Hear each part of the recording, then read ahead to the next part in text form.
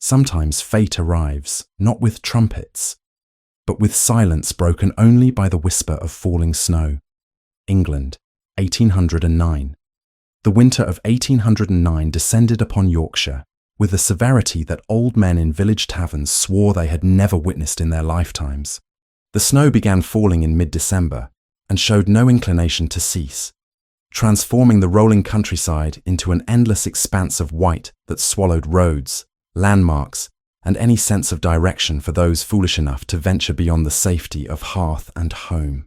On the evening of January the 14th, the Duke of Northmere rode through this frozen wilderness, with the collar of his greatcoat pulled high against the biting wind. Julian Everhart, aged 4 and 30, guided his stallion along the barely visible path that led from his tenant farms back to the main estate. The inspection had taken longer than anticipated, delayed by concerns about livestock and dwindling feed supplies that required his personal attention and reassurance. Darkness came early in January, and it came swiftly. What had been merely dim afternoon light transformed within the span of half an hour into true night, made more disorienting by the continued snowfall that obscured even the moon.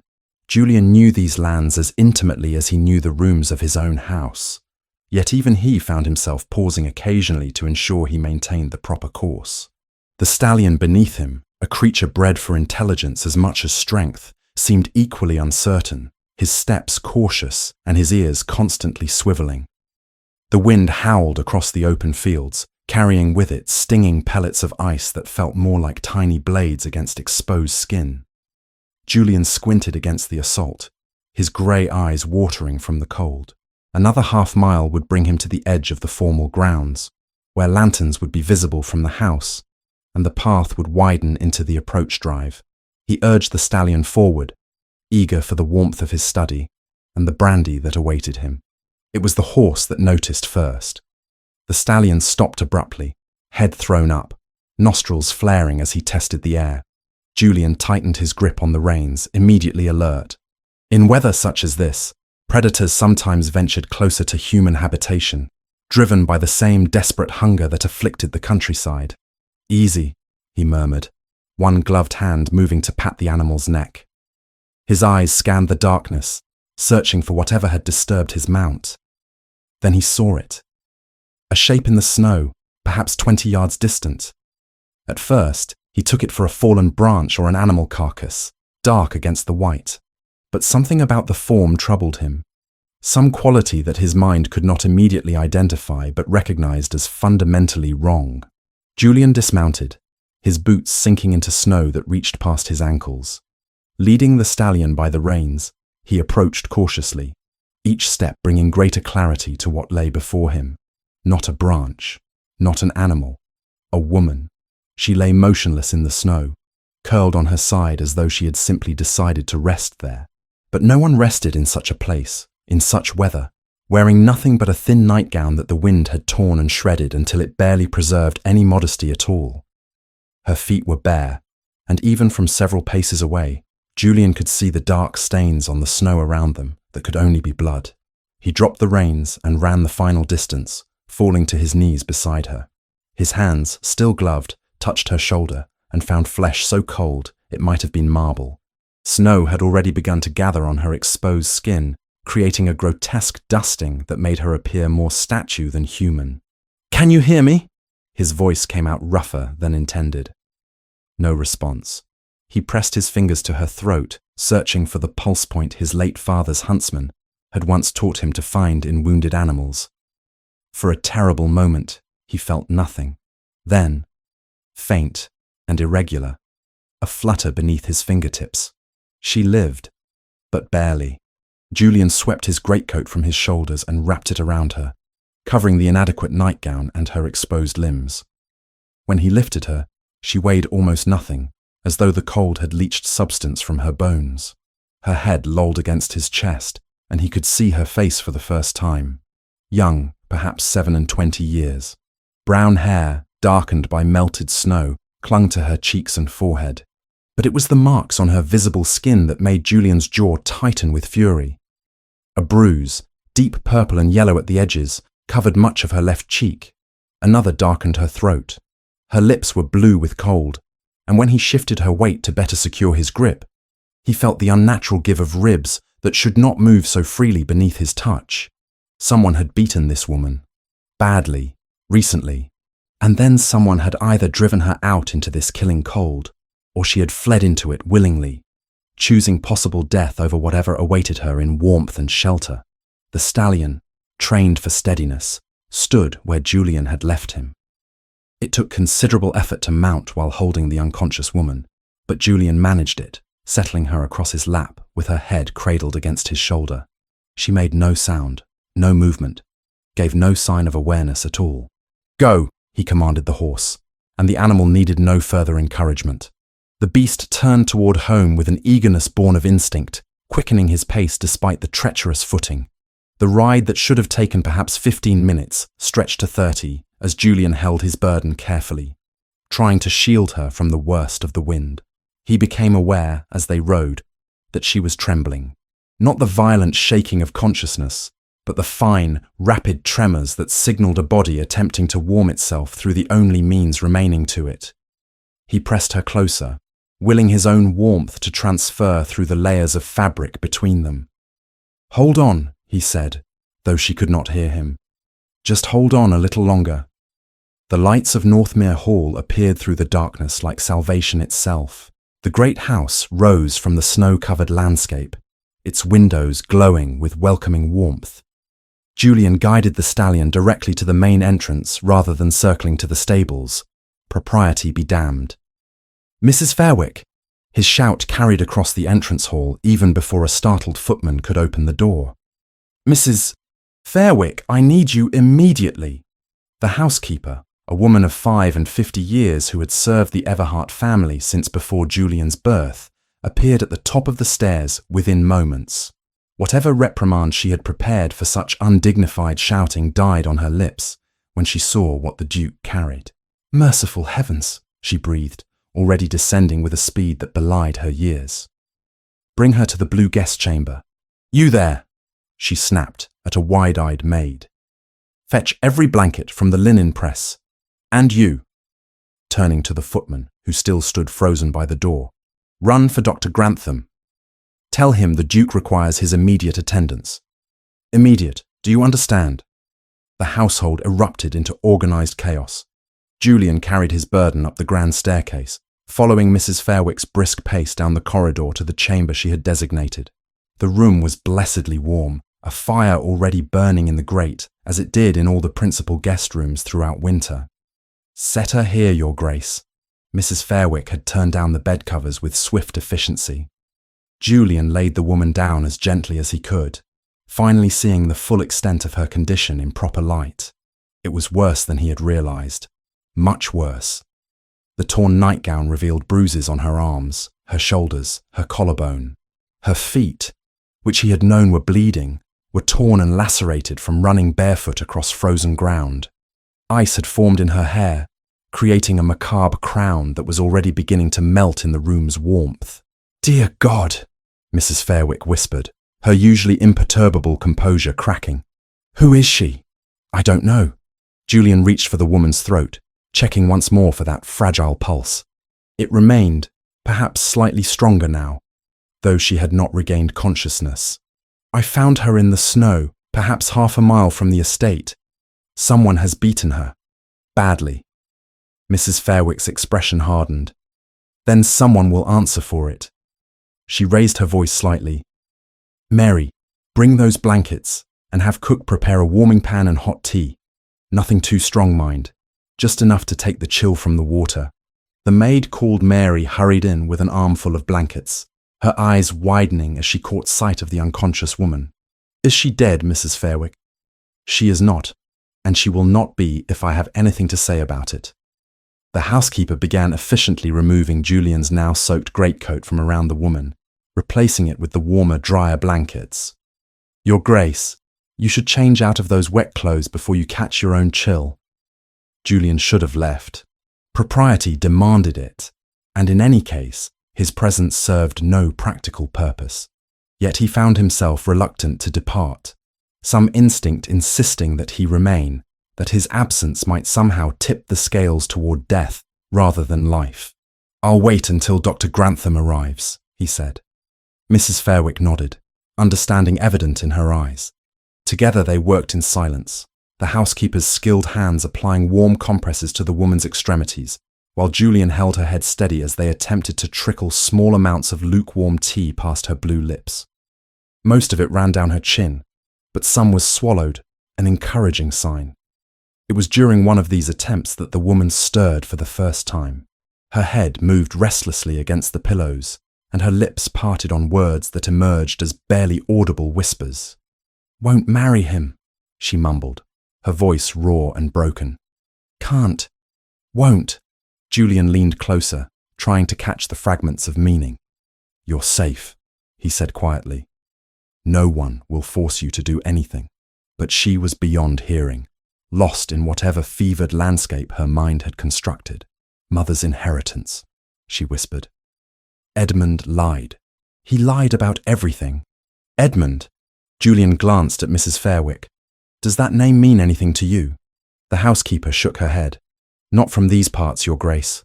The woman's trembling had increased, transitioning from the fine tremors of hypothermia to the more violent shaking of fever taking hold.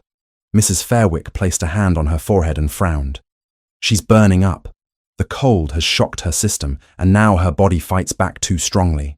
The door opened to admit Dr. Philip Grantham, a man of 40 years whose steady competence had served the Northmere estate for more than a decade. He took in the scene with a single comprehensive glance and immediately approached the bed, setting down his medical bag. "How long was she exposed?" he asked, already beginning his examination. "I cannot say for certain," Julian replied, "but given the distance from the house and the severity of her condition, I would estimate at least several hours." Dr. Grantham's hands moved with professional efficiency, checking pulse, respiration, the color of her skin beneath the bruises. His expression grew grimmer with each discovery, when he carefully pressed against her ribcage and felt the anomalous movement there, his mouth set in a hard line. "Cracked ribs," he said quietly. "At least 2, possibly more. These bruises," he indicated the marks on her face and arms, "are several days old, though this one, touching near her throat, is more recent. Within the last day, I would say." "Someone beat her," Julian stated flatly. "Repeatedly." Dr. Grantham's voice held controlled anger. "This was not a single incident. These injuries were inflicted over time, weeks at minimum. She has been subjected to sustained violence." He reached for the woman's hand, examining her wrist. "There." He pointed to a mark Julian had not noticed. "Do you see that circular pattern? That's from a manacle or tight rope. She was restrained."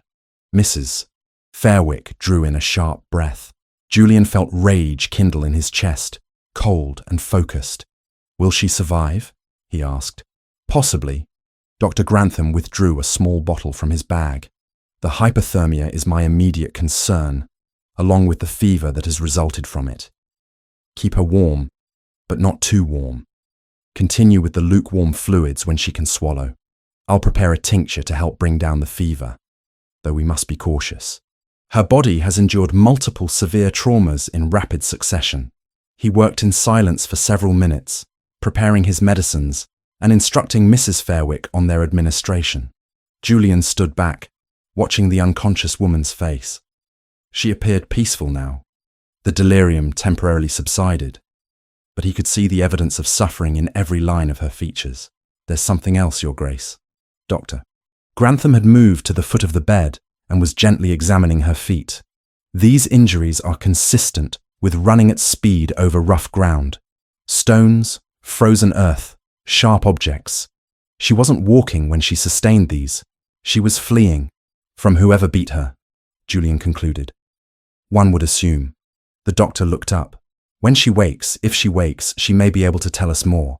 But for now, all we can do is wait." Julian nodded slowly. "Mrs. Fairwick, assign someone to stay with her at all times. I want to know immediately if her condition changes." "Of course, Your Grace.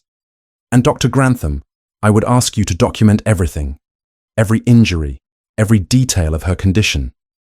Should we need to present evidence to authorities, I want a complete record." The doctor's expression showed approval.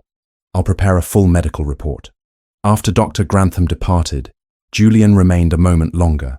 The woman lay still beneath the blankets, her breathing shallow but steady. At her throat, visible now that Mrs. Fairwick had cleaned away some of the grime, hung a small locket on a tarnished chain. Julian reached down and carefully opened it. Inside, etched into the metal, was a coat of arms. He recognized it immediately, the distinctive emblem of the Morland family, a minor noble house whose lands lay some 30 miles distant. He closed the locket gently and looked at the woman's face with new understanding. She was connected to the Morlands then. Perhaps their ward, or a relation fallen on difficult times. The name she had mentioned in her delirium, Edmund, might be Edmund Morland, the current Viscount, a man Julian had met perhaps twice at social functions and remembered only as unremarkable. Unremarkable, perhaps. But if this woman had fled from his household, then Edmund Morland was far more than unremarkable. He was dangerous. Julian descended to his study and sat at his desk without bothering to change his damp clothes. He pulled out a sheet of writing paper and began to compose a letter to his man of business in London, requesting immediate and discreet inquiry into the Morland family, their current circumstances, and any information about female relations or wards who might match the description of the woman now lying unconscious in his guest chamber. Whatever story had driven her out into that killing snow, he would uncover it. And whoever had raised their hand against her would answer for it. Outside, the snow continued to fall.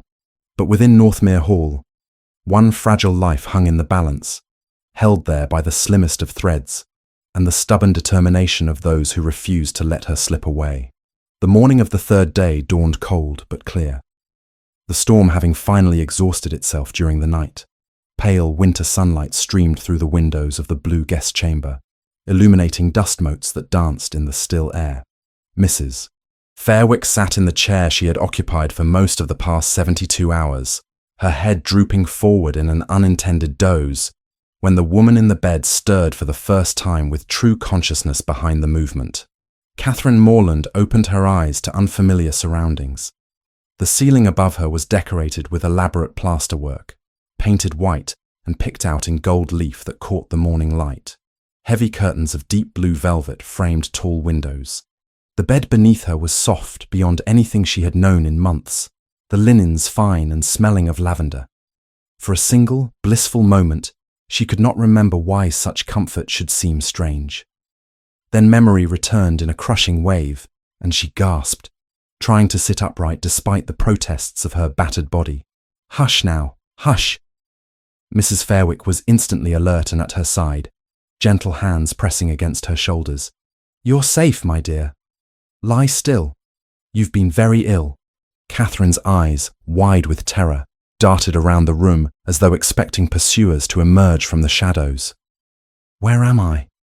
How did I—" "Northmere Hall," Mrs. Fairwick said, her voice deliberately calm and soothing.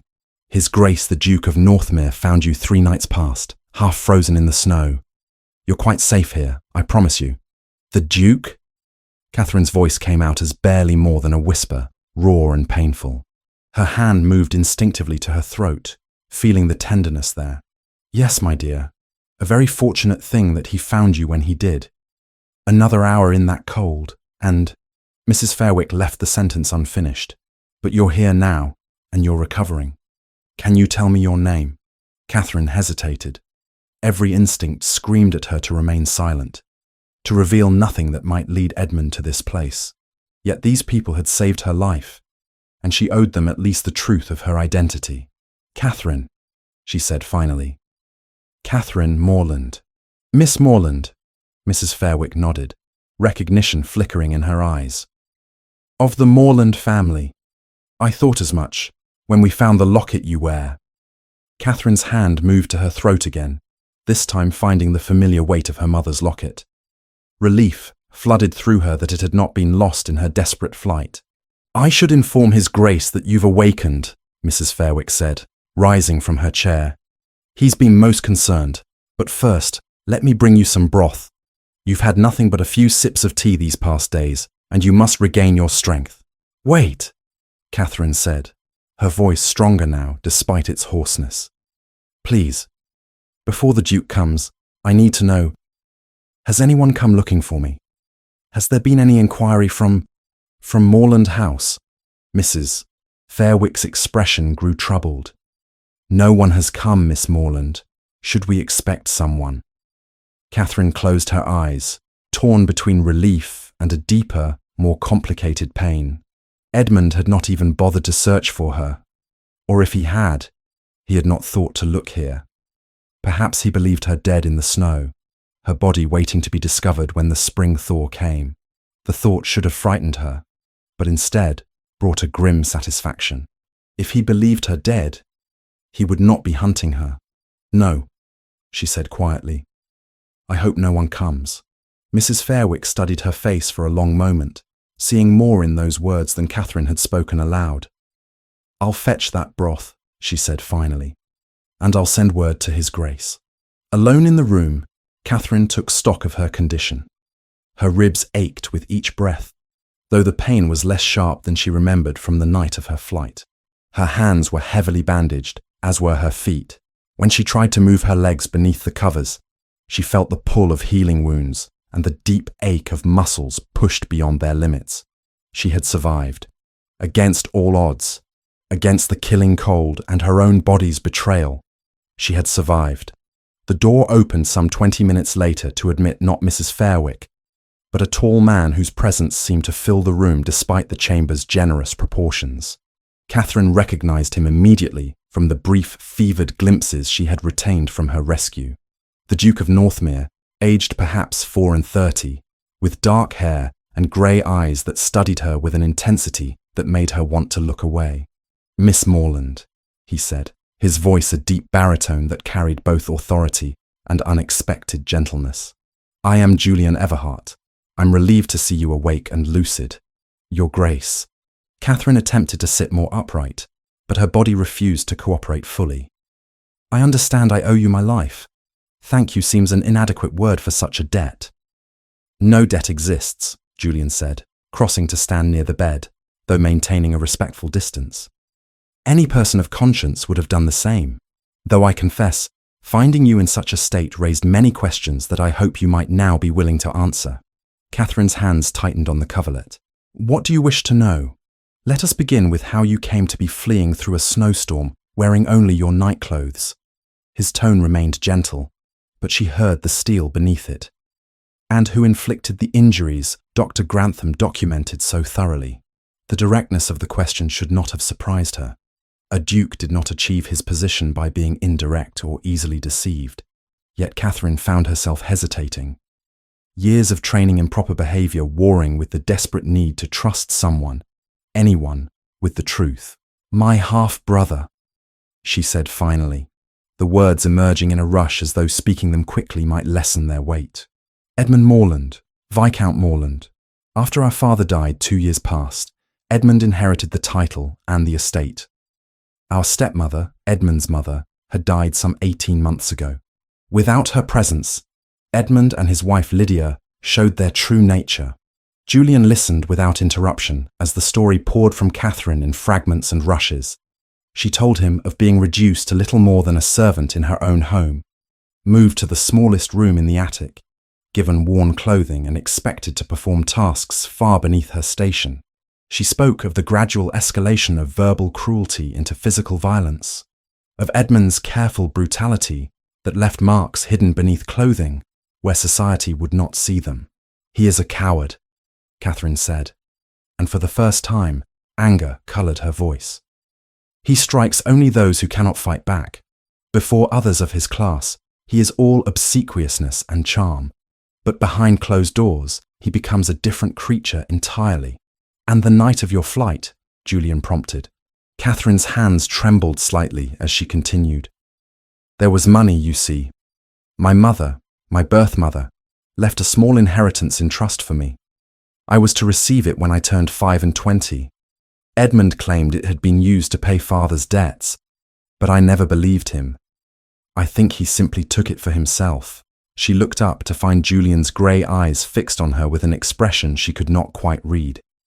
That night, Edmund informed me that he had arranged a marriage for me to Lord Percival Crowe. Julian's jaw tightened almost imperceptibly. I know of Crowe.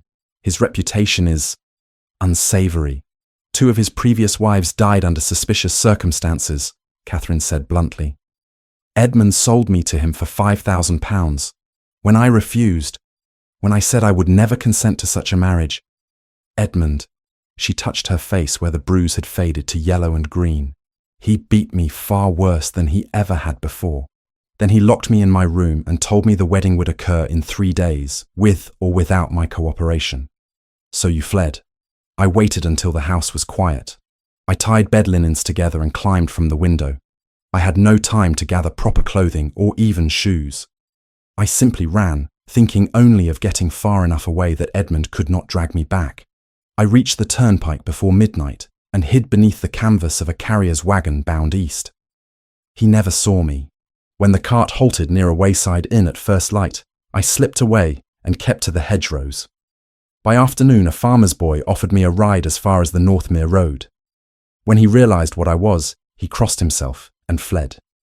I walked the last miles as the weather turned, and by dusk I could no longer feel my feet. The lights I saw across the fields were the first proof I hadn't strayed in circles. Catherine's voice dropped to barely above a whisper. I did not expect to survive the night.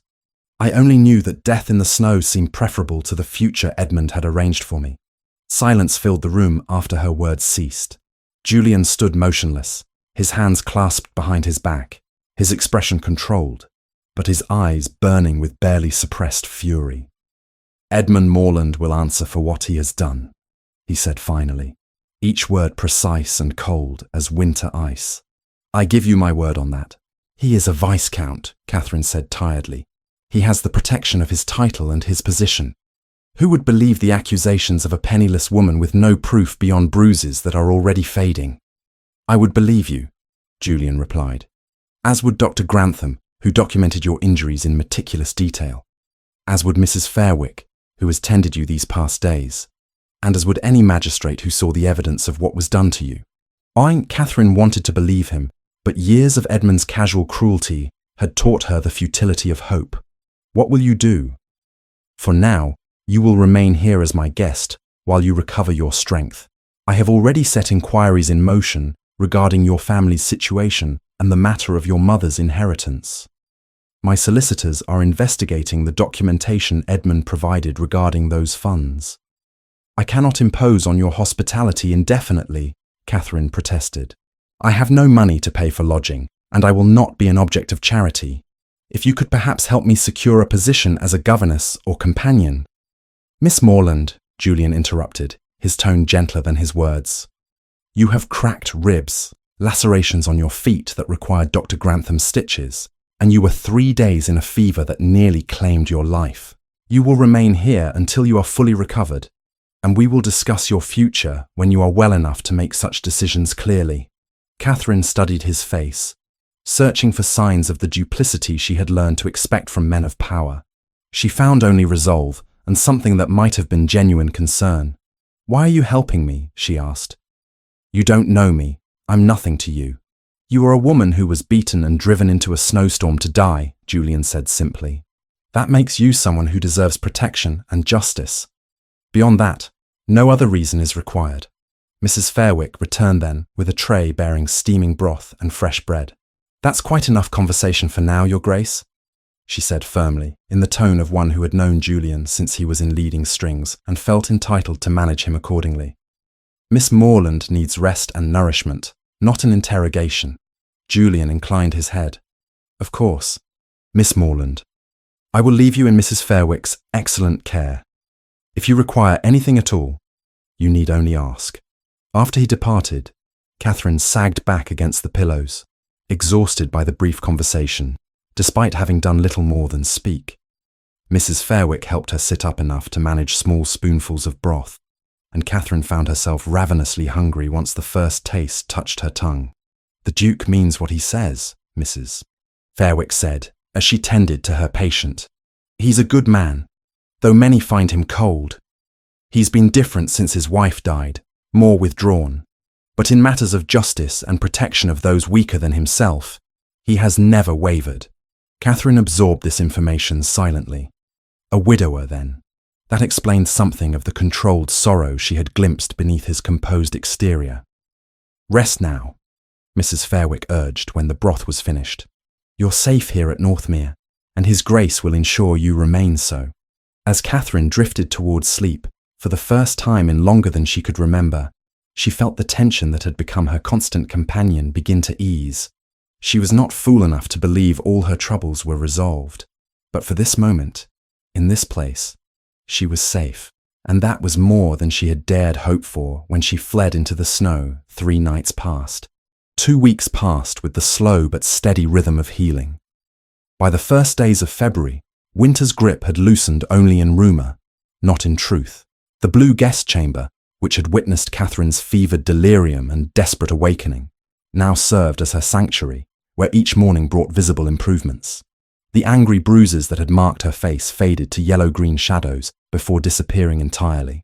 Her ribs, which had protested even the slightest movement, now permitted her to walk the length of her chamber without gasping.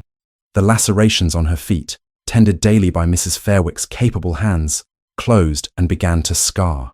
Yet the deepest wounds refused such simple remedies.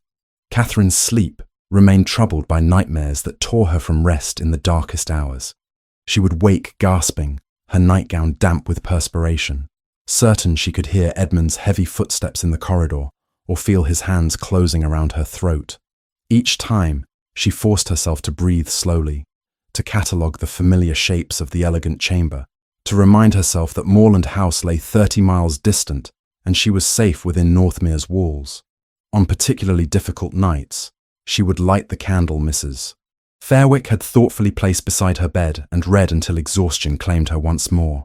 Dr. Grantham, during one of his regular visits, had prescribed a mild sleeping draught, but Catherine used it sparingly. She had learned during her captivity at Edmund's hands that dulled senses could prove dangerous, and old habits died hard. The Duke visited her chamber each morning after breakfast, ostensibly to inquire about her health, but increasingly to engage in conversations that stretched well beyond medical concerns. Julian Everhart was not the sort of man who revealed himself easily. He maintained the reserve expected of his station, speaking with careful precision and showing his emotions only in the slight tightening of his jaw or the way his grey eyes would darken when she mentioned some detail of her treatment at Edmund's hands.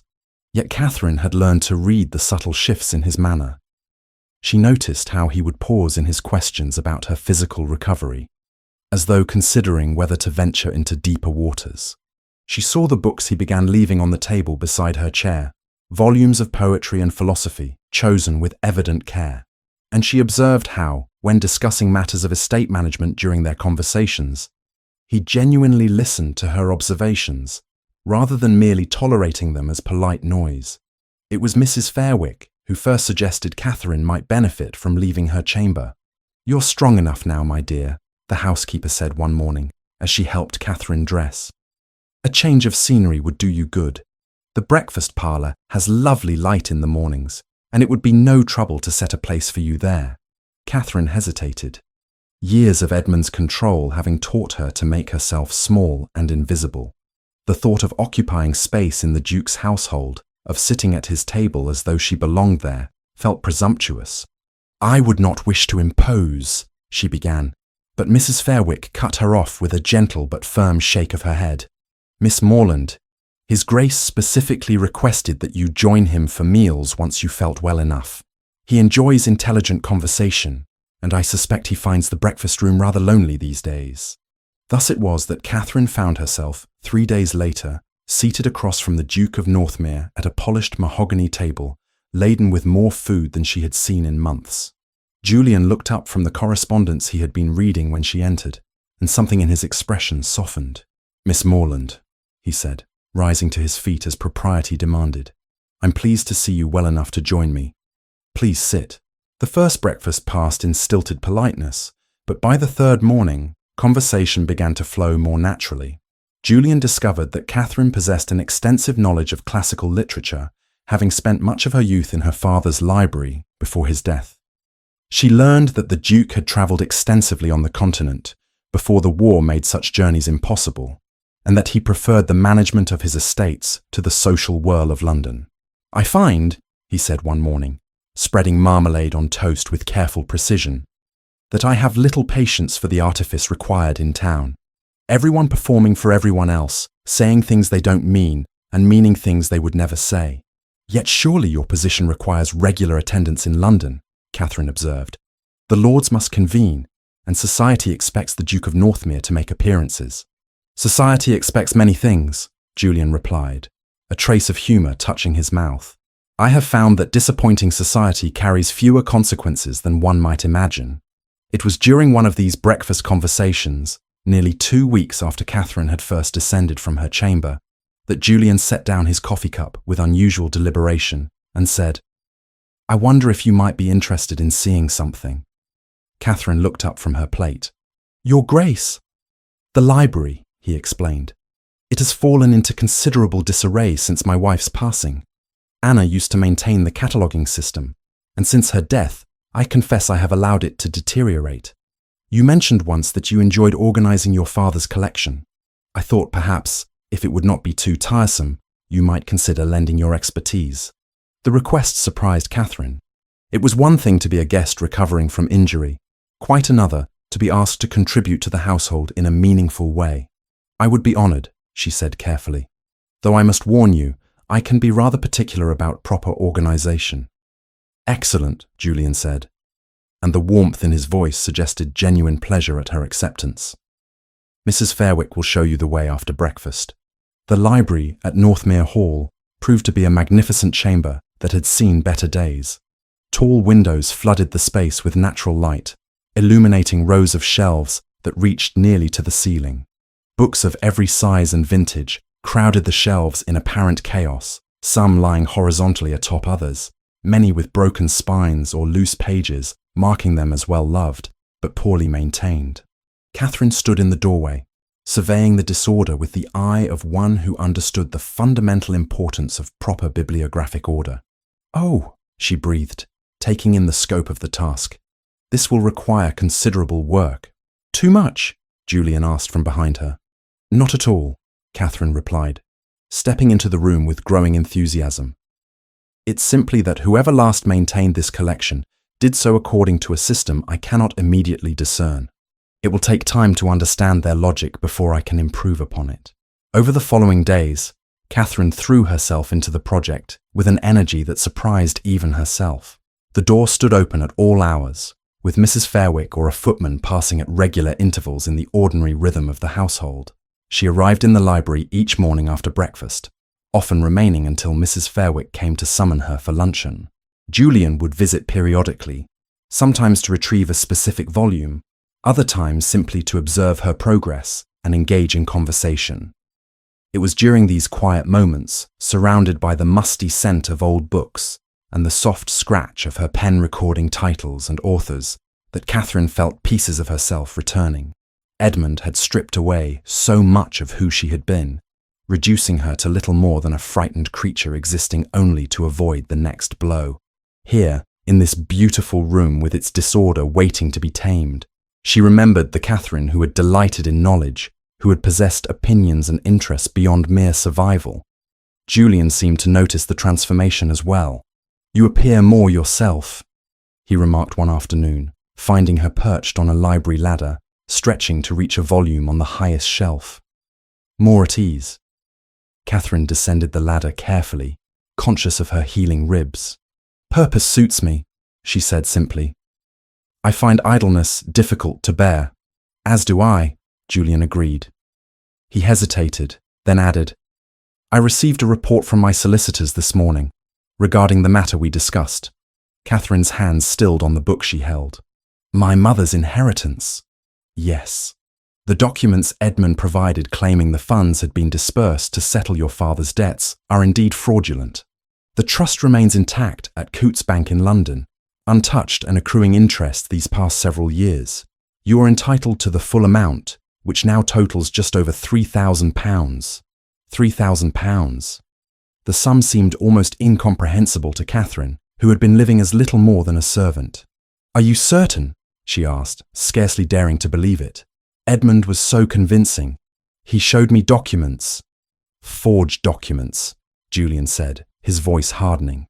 My solicitors are prepared to act on your behalf to reclaim what is rightfully yours. However, doing so will require confronting Edmund directly with evidence of his fraud. I wanted to ensure you were prepared for what that might entail. Catherine drew a slow breath, feeling the familiar flutter of fear in her chest at the thought of facing her half-brother again. But beneath the fear ran a thread of anger, cold and bright. Edmund had stolen from her, beaten her, sold her to a monster. He deserved to face consequences for his actions. I'm prepared, she said firmly. What must I do? For now, nothing. Allow my solicitors to handle the legal matters. But Miss Morland, Julian's grey eyes held hers with an intensity that made her breath catch. You should know that Edmund has been making inquiries, searching for you. My investigator reports he has been seen in several nearby villages, asking questions about a young woman matching your description. The fear that had been a distant flutter became a tangible thing, coiling in Catherine's stomach. Does he know I'm here? I don't believe so, but he is searching, and eventually he may think to inquire at Northmere. When he does, I want you to understand that you are under my protection. He cannot remove you from this house, nor can he harm you while you remain within my walls. He is a viscount, Catherine said, the words emerging as barely more than a whisper. What power do I have against such a man? You have me, Julian replied simply. And whatever Edmund may be, his title does not grant him immunity from the law. He has committed fraud, assault, and attempted to force you into a marriage obtained by coercion and fraud, voidable at law. These are not trifles that can be dismissed because of his rank. Catherine wanted to believe him. More than that, she realized with some surprise, she did believe him. Julian Everhart might be reserved and difficult to read, but he had proven himself a man of his word. He had saved her life, sheltered her when she had nothing, and now offered to fight battles on her behalf that she could never have fought alone. Thank you, she said, the inadequacy of the words evident even to her own ears. I know I have said it before, but I do not believe I can ever truly express what your kindness has meant to me. Julian's expression softened. You owe me no thanks. Anyone of conscience would have done the same. I think you underestimate your own character. Your Grace, Catherine said quietly. Not everyone would have stopped to help a stranger in the snow, and fewer still would have involved themselves so deeply in her troubles. For a moment, something flickered in Julian's eyes, an emotion Catherine could not quite name. Then he inclined his head and changed the subject to a less fraught topic, asking her opinion on where a particular set of agricultural treatises should be shelved. That evening, as Catherine prepared for bed with Mrs. Fairwick's assistance, the housekeeper remarked, You've done the Duke a world of good, Miss Morland.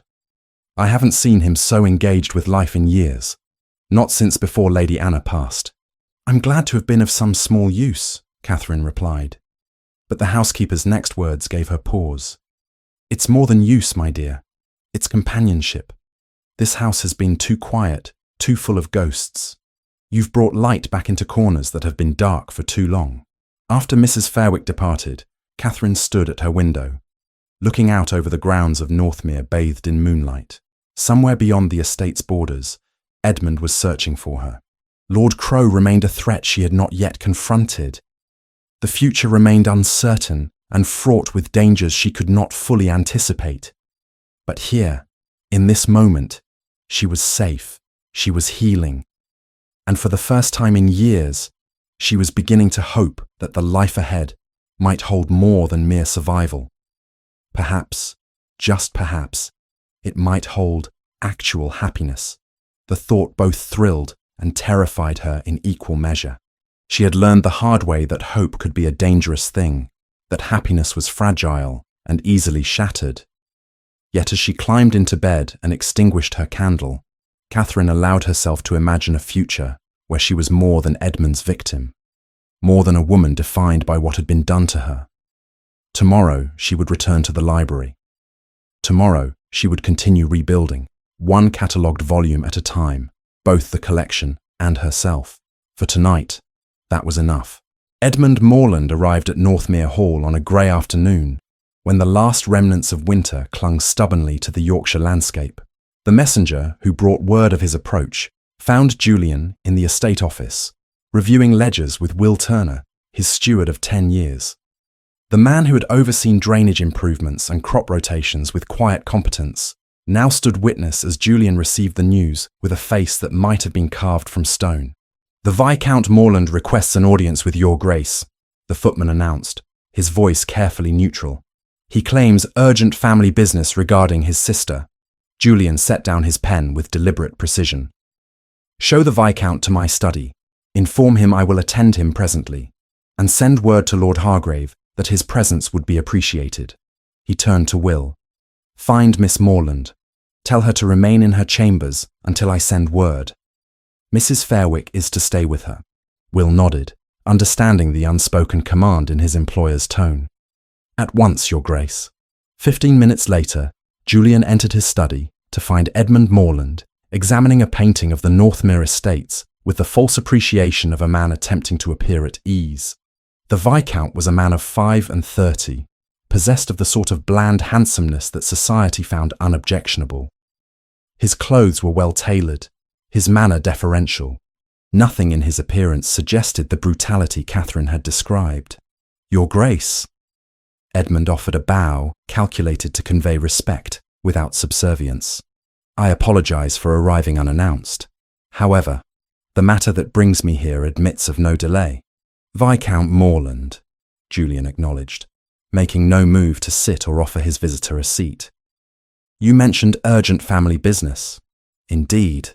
My half-sister, Catherine, disappeared from our home nearly 3 weeks past during the snowstorm. We have been searching frantically, fearing the worst. Yesterday, a merchant in the village mentioned seeing a young woman matching her description at Northmere. I came at once, hoping against hope that she might have sought shelter here. The performance was masterful." Edmund's voice trembled with precisely calibrated emotion, his expression arranged into lines of fraternal concern. Had Julian not known the truth, he might have been moved by such apparent devotion. "Miss Morland is indeed a guest at Northmere," Julian replied, his tone revealing nothing. "I found her collapsed in the snow on the night of the 14th of January. Dr. Grantham attended her. She has been recovering here under my protection." Relief flooded Edmund's features, though something harder flickered in his eyes. "Thank God. I cannot express my gratitude, Your Grace. To think what might have happened had you not found her. May I see her? She must be terribly distressed. Our entire household has been beside itself with worry." "I'm afraid Miss Morland is resting at present," Julian said smoothly. "However, before any reunion occurs, there are matters we must discuss. Please, sit." Edmund settled into the chair Julian indicated, though wariness crept into his manner. "Matters, Your Grace?"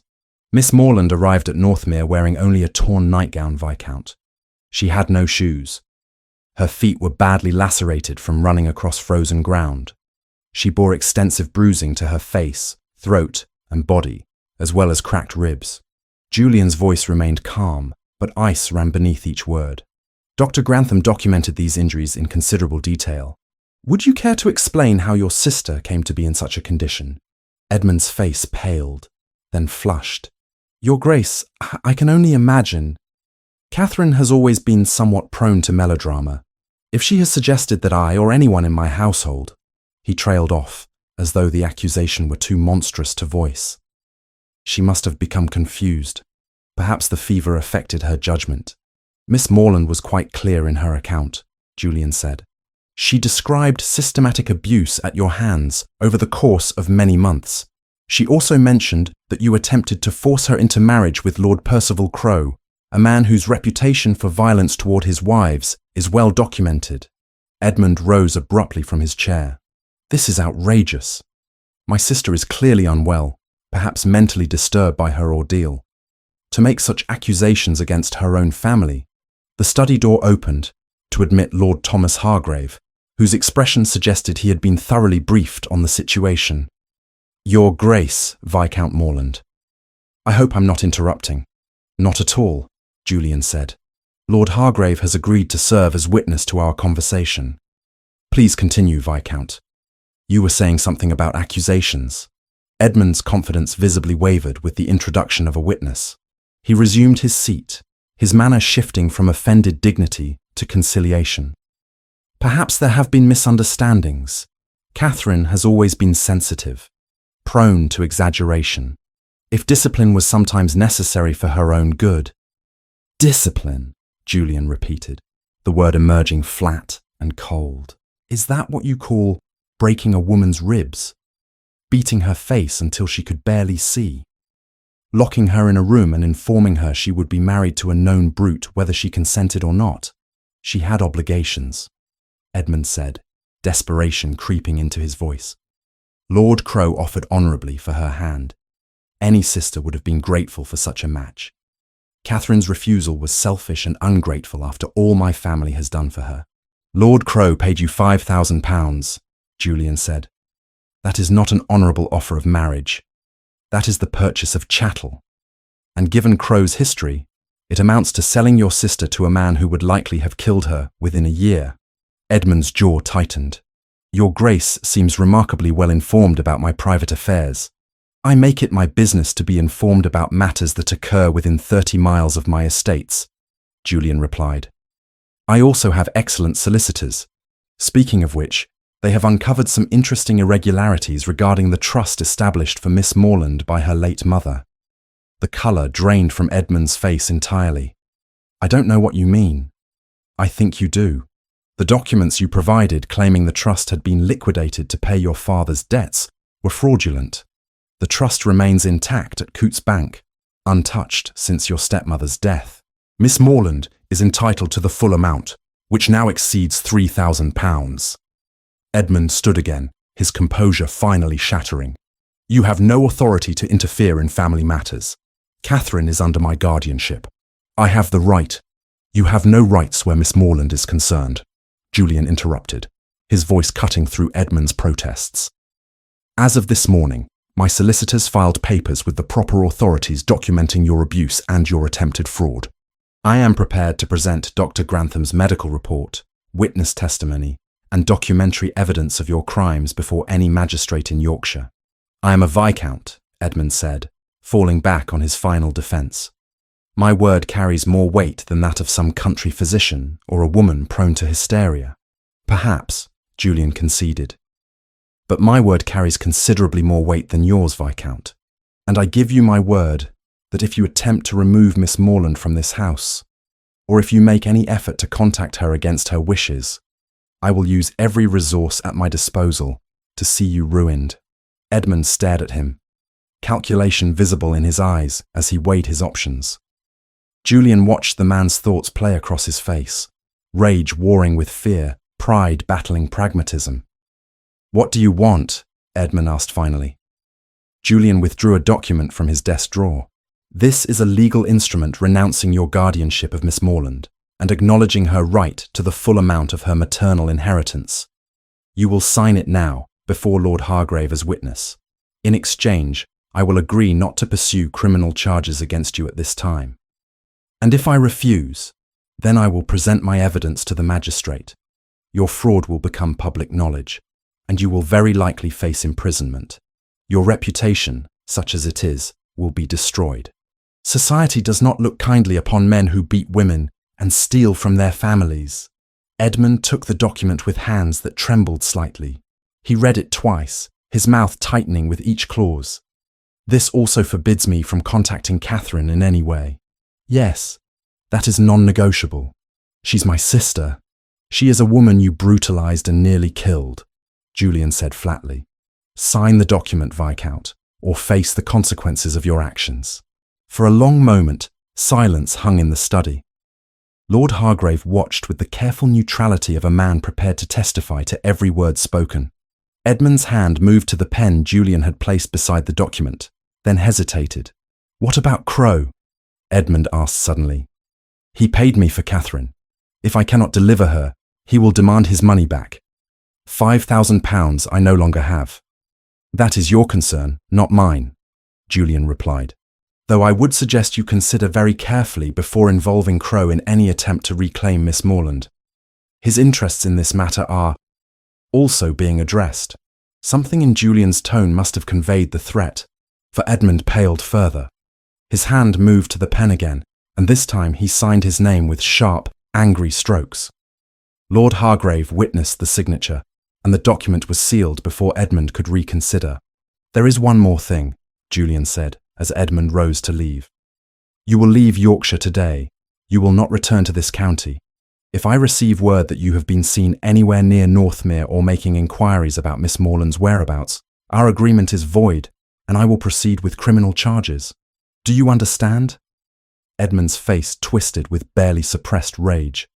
"Perfectly, Your Grace." As the door closed behind the Viscount, Lord Hargrave exhaled slowly. "That was well done, Julian. Though I wonder if you have made an enemy who will not forget this humiliation." "Let him remember," Julian said. "As long as he remembers to stay away from Miss Morland, I care nothing for his injured pride." After Lord Hargrave departed, Julian remained in his study, staring at the signed document on his desk. He had secured Catherine's freedom and her inheritance, removed Edmund's legal authority over her, and warned him away. Yet the exchange had left Julian unsettled. Edmund Morland was a coward when faced with superior force, but cornered cowards could be unpredictable. And then there was the matter Edmund had raised, however unwisely. Lord Crow. The man would not simply accept the loss of £5,000 and his intended victim. Julian would need to address that threat as well. But first, he needed to tell Catherine what had been accomplished. She deserved to know that her half-brother no longer had any claim upon her, that she was free. He found her in her chamber, pacing before the window, while Mrs. Fairwick sat watchfully nearby. Catherine turned as he entered, her face pale with anxiety. "He's gone," Julian said without preamble, "and he will not return." Catherine's hand moved to her throat. "What happened?" Julian explained the confrontation, the document Edmund had signed, the terms of their agreement. He watched as Catherine absorbed the information, emotions flickering across her face too quickly to name. "I'm free?" she asked, the words emerging as barely more than a whisper. "Truly free?" "Truly free," Julian confirmed. "Edmund has no authority over you. Your inheritance will be returned to you, and if he violates any term of our agreement, he will face the full weight of the law." Catherine sank into a chair, her hands trembling in her lap. Mrs. Fairwick moved to her side, offering silent support with a gentle hand on her shoulder. For a long moment, no one spoke. Then Catherine looked up at Julian, and he saw tears streaming down her cheeks. But she was smiling, a fragile, wondering expression that transformed her features. "Thank you," she said, "for everything you have done, everything you have risked on my behalf. I know I can never repay such a debt."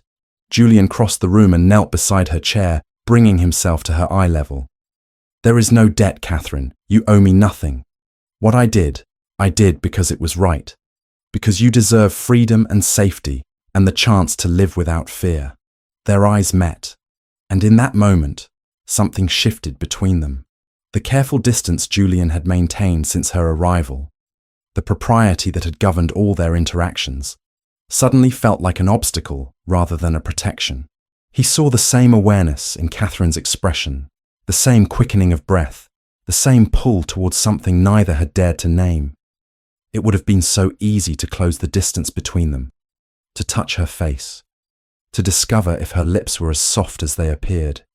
But Mrs. Fairwick's presence, and more importantly, the fragility of Catherine's newly won freedom, held Julian back. He rose smoothly, putting proper distance between them once more. "You should rest," he said, his voice rougher than intended. "This has been a difficult afternoon." Catherine nodded, though her eyes remained fixed on his face. "Will you join me for dinner this evening?" "Of course," Julian replied. "Always." As he left the chamber, he did not allow himself to look back, but he carried with him the image of Catherine's smile, and the dangerous hope that perhaps, given time, they might find something more precious than mere safety within Northmere's walls. The days following Edmund's departure settled into a new rhythm at Northmere Hall, one marked by cautious optimism and the careful navigation of feelings neither Catherine nor Julian had yet acknowledged aloud. The threat of Edmund had been removed, but other shadows remained. and it was Lady Constance Hargrave who would illuminate one of them. Lady Constance arrived on a bright February afternoon when the first hints of approaching spring whispered through the Yorkshire countryside. She was a woman of 38 years, possessed of warm brown eyes and a manner that invited confidence without demanding it. Her husband Thomas had spoken to her of Catherine's situation, and she had come with the explicit purpose of befriending the young woman who had so captured Northmere's attention. Catherine received her in the morning room, still uncertain of her place in the household's social hierarchy. Was she guest, companion, or something else entirely? The ambiguity troubled her, though she tried not to dwell upon it. "Miss Morland," Constance greeted her with genuine warmth, taking both of Catherine's hands in hers. "I have been longing to meet you properly. Thomas has told me something of your circumstances, and I wanted you to know that you have a friend in me, should you wish one." The simple kindness of the offer brought unexpected tears to Catherine's eyes. "Thank you, Lady Hargrave. That is most generous. Constance, please, we shall be neighbours after all, and I find formality tiresome among friends." She settled into a chair with easy grace. "Now Julian has mentioned you have been organising his library. A Herculean task, I'm told. The late Duchess Anna tried for years to bring order to that chaos." The mention of Julian's wife caught Catherine's attention. She had wondered about the woman whose portrait hung in the long gallery, whose handwriting appeared in the margins of certain books, whose absence seemed to haunt Northmere's halls. "I hope I have not overstepped," Catherine said carefully. "His Grace kindly allowed me to implement a new system." "Overstepped? My dear, you've done Julian a considerable service. He adores that library but has never had the patience to properly maintain it." Constance paused, studying Catherine's face. "Has he told you about Anna?" "Only that she passed 4 years ago," Catherine admitted. "I did not wish to pry into painful memories." Constance nodded slowly. "It is a story Julian rarely speaks of, but one I think you should know if you're willing to hear it." Catherine found herself leaning forward, drawn by the gravity in Constance's voice. "I would be grateful for any insight into His Grace's past." Over tea, Constance painted a portrait of Julian's marriage. Anna Fairfax had been the daughter of the Marquess of Pemberley, a match arranged when Julian was but 24. She had been lovely and gentle, but fragile in ways that went beyond the physical. The robust country life Julian loved had never suited her delicate constitution. She had longed for London's civilized comforts, for society and culture, while Julian found such things stifling. They were not unhappy, Constance explained, stirring her tea thoughtfully, but neither were they truly happy. They existed side by side rather than together, if you understand my meaning. Anna tried to be what Julian needed, and he tried to shield her from the harsh realities of estate life, but in protecting each other, they built walls between them. "What happened?" Catherine asked softly. "Anna became pregnant after 3 years of marriage.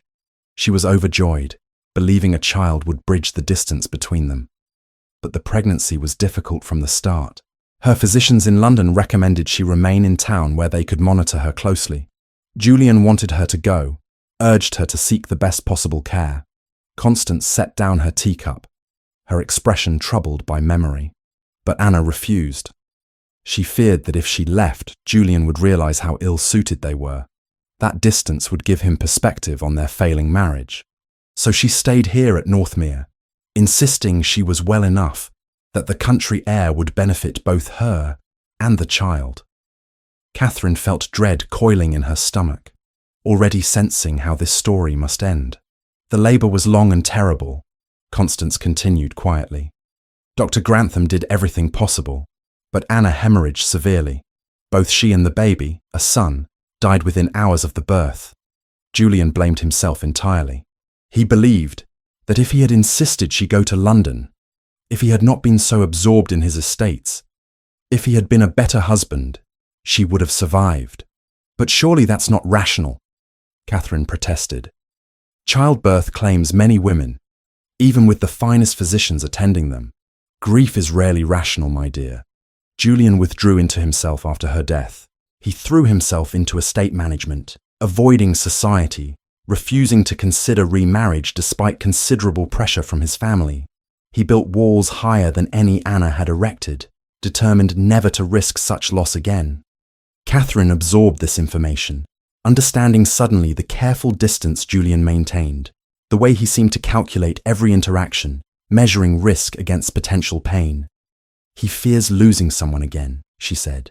"He fears caring for someone again," Constance corrected gently. "Loss can only hurt us if we allow ourselves to love. Julian has been protecting his heart for 4 years, convincing himself that duty and solitude are sufficient for a meaningful life. Why are you telling me this?" Catherine asked, though she suspected she already knew the answer. Constance smiled, a knowing expression that held both sympathy and encouragement. "Because Thomas has observed Julian these past weeks since you arrived.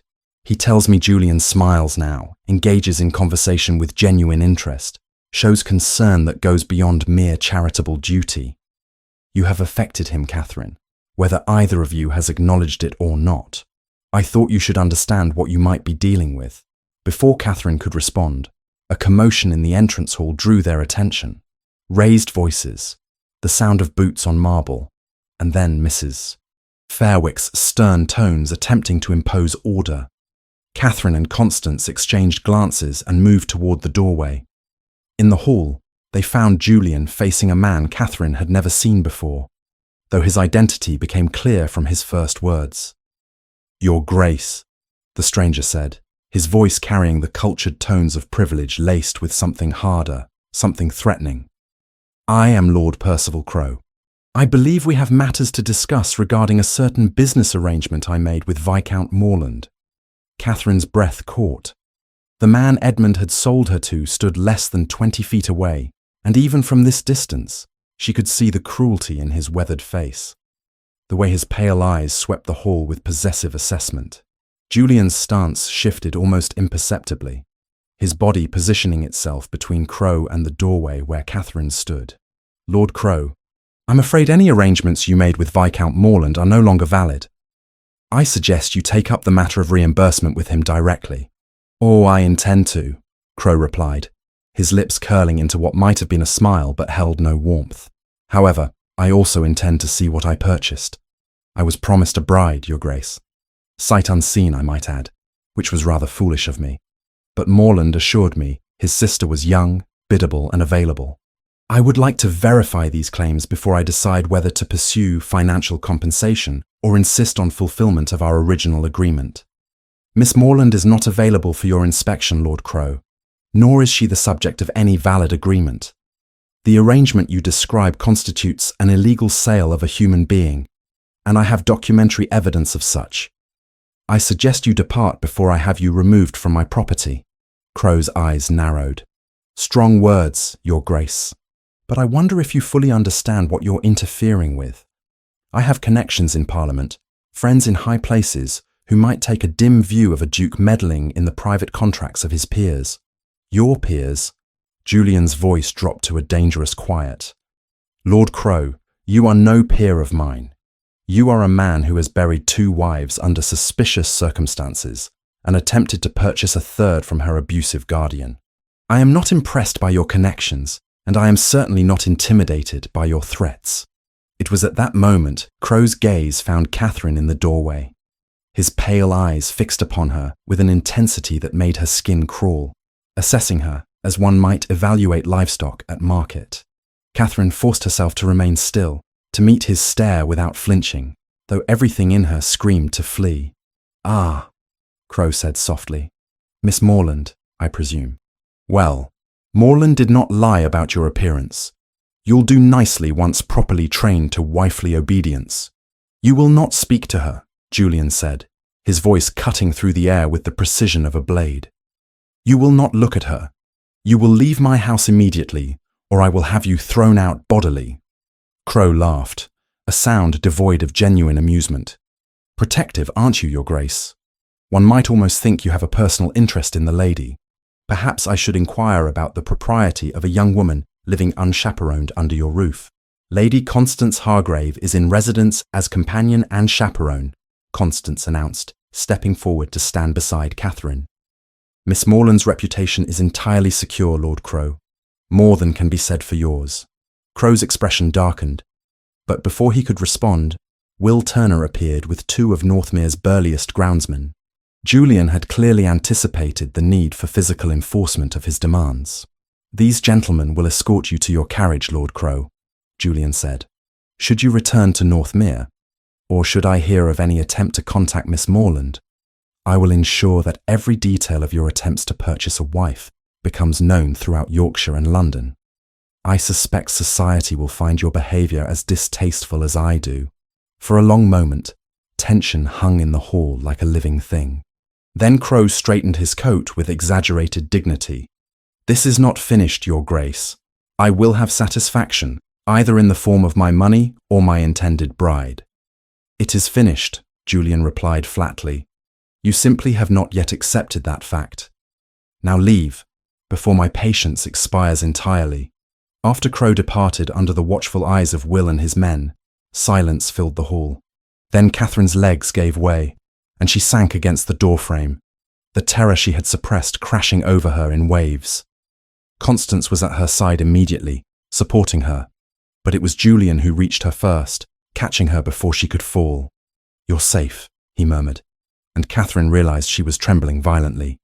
"He cannot touch you. I won't allow it." She looked up at him, seeing in his grey eyes something that went far beyond duty or charitable concern. She saw fear for her safety, rage at Crow's audacity, and beneath it all, something tender and fierce that made her breath catch for entirely different reasons.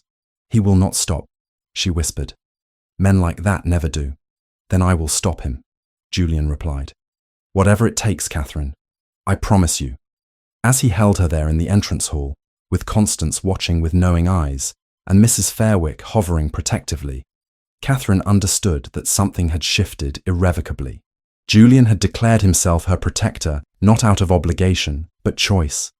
And she, despite all her fears and hard-won caution, was beginning to hope for something more dangerous than mere safety. She was beginning to hope for love. In the days following Crow's unwelcome appearance, Northmere Hall transformed from sanctuary into fortress.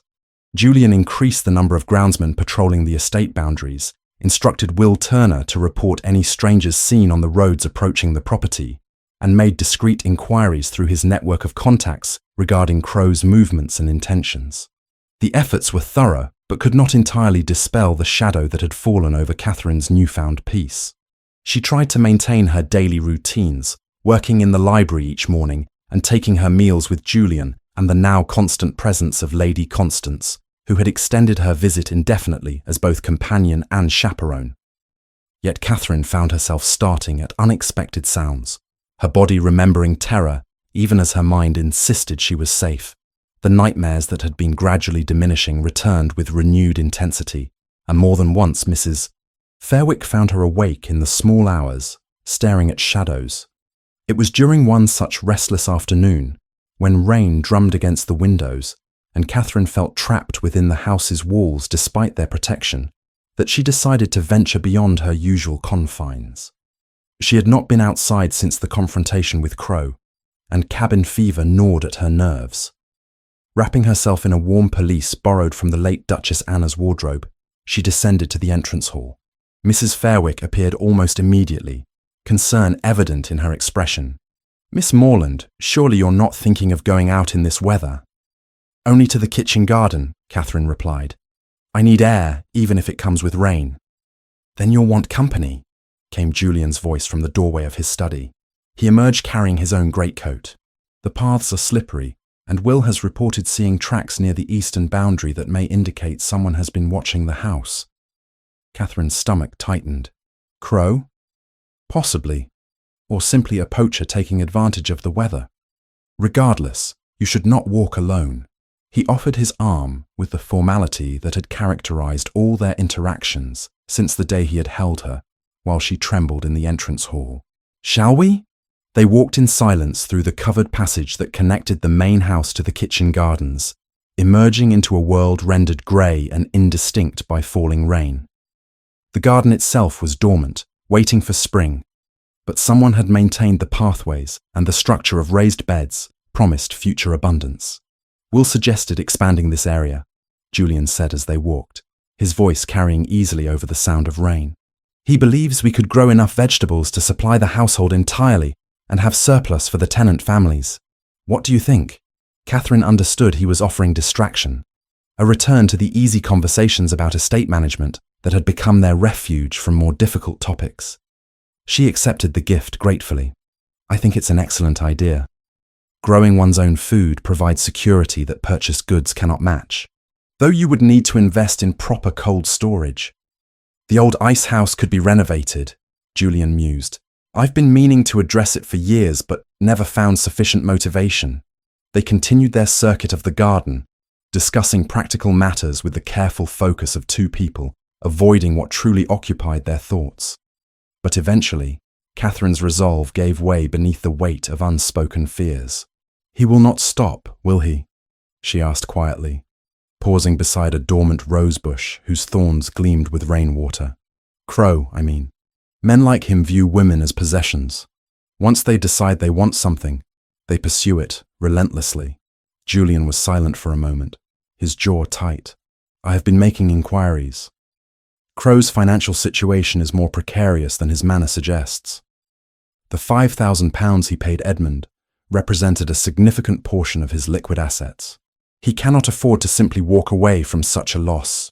So he will try to take me, Catherine said, the words emerging flat and resigned. He will try, Julian agreed, and he will fail. I have resources he does not, connections he cannot match. More importantly, I have the law on my side. What he attempted is illegal, and I will use every legal avenue available to ensure he faces consequences. Catherine turned to face him fully, searching his expression. Rain plastered dark hair to his forehead and ran in rivulets down the planes of his face, but his grey eyes held steady certainty. Why are you doing this? Truly doing this, not just the polite explanations about duty and conscience.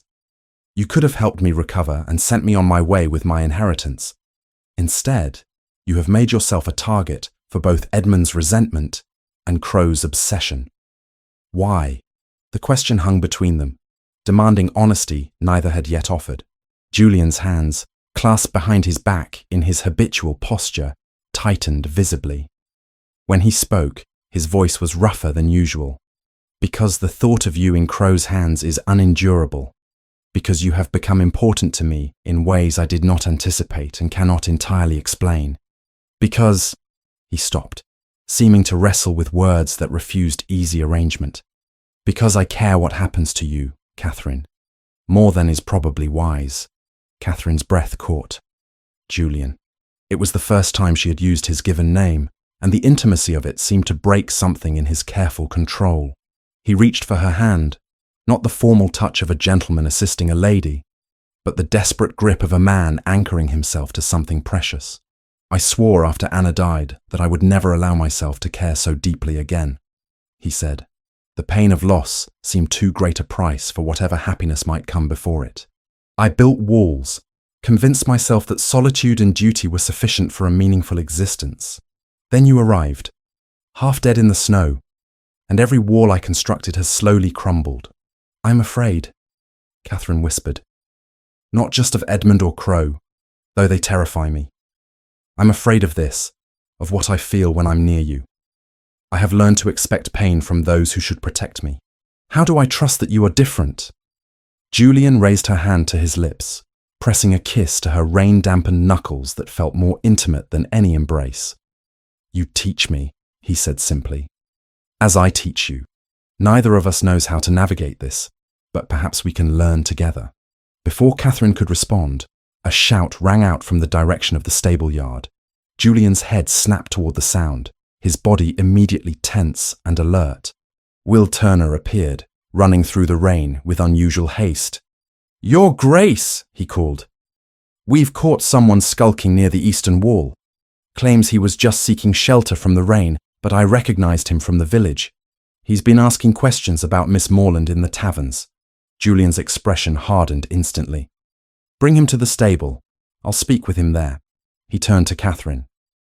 Go back to the house. Find Constance and Mrs. Fairwick and stay with them. Julian. Please, Catherine. Let me handle this. I need to know you're safe so I can focus on discovering what this man knows. Reluctantly, Catherine nodded and hurried back through the covered passage. Her heart hammered against her ribs, the moment of intimacy shattered by renewed danger. She found Constance and Mrs. Fairwick in the drawing room and explained what had happened. "I don't like this," Mrs. Fairwick said grimly. "Men don't skulk about great estates in the rain without purpose. If Crow has hired watchers, then we need to know what they've seen and reported," Constance finished. "The Duke will discover the truth, Catherine. Trust him." Nearly an hour passed before Julian returned, his expression grim but satisfied. He found Catherine pacing before the drawing-room fire, unable to settle. "Well?" she demanded as soon as he entered. "The man is indeed employed by Crow, though he claims he was merely observing the estate's routines, nothing more sinister.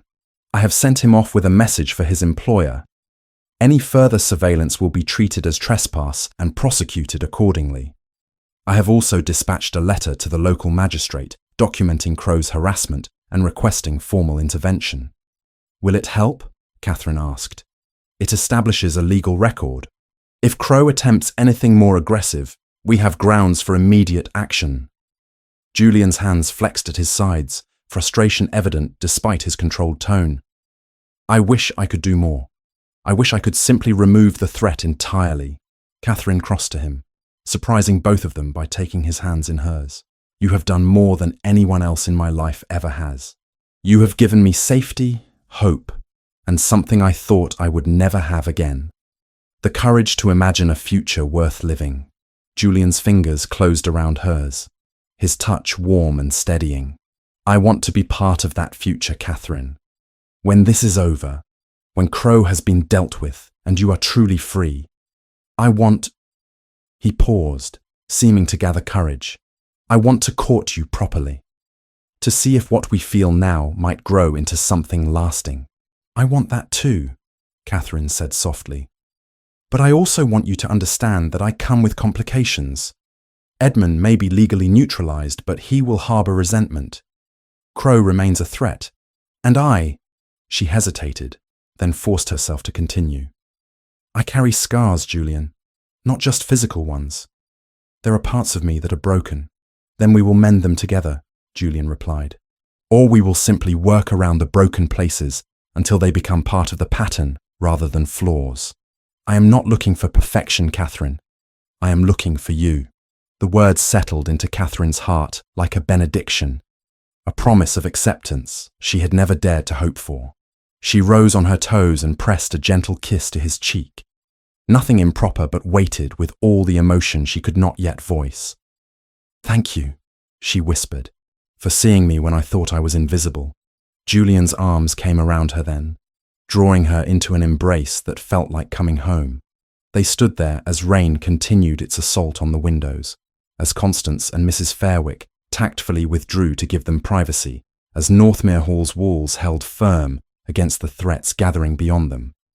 Whatever came next, whatever dangers Crow might yet pose, Catherine knew she would not face them alone. She had found more than sanctuary in this house. She had found the possibility of love, fragile and new, but growing stronger with each passing day. And that, she thought, as Julian's hand stroked gentle patterns on her back, was worth fighting for. The attack came 3 days after the confrontation in the rain-soaked garden, and it came with the brutal efficiency of a man who had nothing left to lose. Catherine had ventured to the village in Mrs. Fairwick's company to purchase fabric for new gowns, an ordinary errand that should have carried no more danger than choosing between muslin and silk. Will Turner accompanied them as driver and protector, while 2 of Northmere's burliest groundsmen rode alongside the carriage as additional security.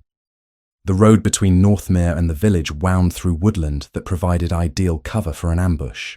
Later, Julian would curse himself for not anticipating the vulnerability of that particular stretch.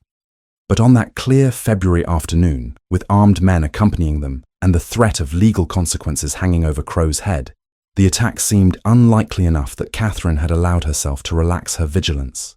They were perhaps a mile from the village when 4 masked men emerged from the trees, moving with military precision to surround the carriage. The horses reared in alarm, and Will Turner shouted a warning as he struggled to control the panicked animals. The groundsmen drew their weapons, but they were outnumbered and outmaneuvered by men who had clearly planned this assault with care. Catherine saw it all through the carriage window, as though time had slowed.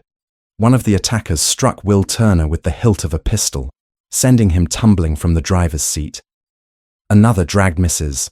Fairwick from the carriage with brutal efficiency, pushing her to the ground where she cried out in pain as her wrist twisted beneath her.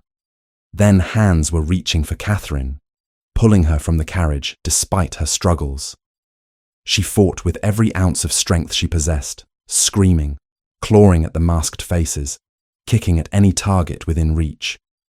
One of her attackers cursed as her nails drew blood across his cheek. Another grabbed her hair, yanking her head back with savage force. "Enough," one of them growled, his voice cultured despite the violence of his actions. Catherine recognized the inflection immediately. "Lord Crow, bind her hands. We need her conscious but controlled." Catherine redoubled her efforts, terror lending her strength beyond what her frame should have allowed. She sank her teeth into the hand attempting to secure her wrists, tasting blood, hearing the satisfying sound of her attacker's scream. But there were too many of them, and they were too strong. Within moments, rough rope bit into her wrists, and a cloth gag was forced between her teeth. The groundsmen fought valiantly, but they were farmers and labourers, not soldiers. The men Crow had hired were clearly experienced in violence. One groundsman fell clutching a bleeding head. The other found himself disarmed and held at gunpoint. "Tell the Duke," Crow said, removing his mask now that the deed was accomplished, "that I have taken what belongs to me. If he wishes to see Miss Morland again, he may purchase her back for the £5,000 I originally paid, plus interest for my inconvenience. He has until tomorrow evening to deliver the money to the old mill at Thornwick. If he involves the authorities, I will disappear with my property, and he will never see her again." Through her gag, Catherine made sounds of fury and denial, but Crow ignored her. His pale eyes travelled over her with the possessive assessment she remembered from their first encounter at Northmere. "I suggest you save your strength, my dear," he said coldly. "You have a long journey ahead, and I want you presentable when we reach Gretna Green. I paid good money for a bride, and I intend to collect on my investment." They dragged her toward horses concealed in the trees. Catherine fought every step, making their progress as difficult as possible. But bound and gagged, she could do little more than slow them down. One of the men lifted her bodily and threw her across a saddle like a sack of grain, knocking the breath from her lungs. As they rode away, Catherine caught a glimpse of Mrs. Fairwick struggling to her feet, clutching her injured wrist but alive. Will Turner was also moving, blood streaming from a cut on his temple but conscious enough to be shouting after them. The sight gave Catherine a desperate hope. If they survived, they could alert Julian. He would come for her. She had to believe that. The ride was a nightmare of jolting pain and mounting terror. They travelled at speed through woodland, taking paths too narrow for carriages, clearly chosen to avoid main roads where they might be spotted. Catherine lost track of time, focused only on breathing despite the gag and trying to anticipate what horrors awaited her at their destination. After what felt like hours but was likely less than one, they emerged into a clearing where a rough stone building stood half ruined by age and neglect. Some shepherd's hut or abandoned cottage, far from any village or travelled road. Crow dismounted and gestured for his men to bring Catherine inside. The interior was even more dismal than the exterior suggested. A single room with a dirt floor, walls black with old soot, and a smell of decay that made Catherine's stomach turn. They pushed her into a chair, securing her bound hands to its frame before finally removing the gag. Catherine coughed, working her jaw painfully. "This is madness," she rasped. "The Duke will have every magistrate in Yorkshire searching for me." "Let him search," Crow replied, dismissing his men with a gesture that left him alone with Catherine.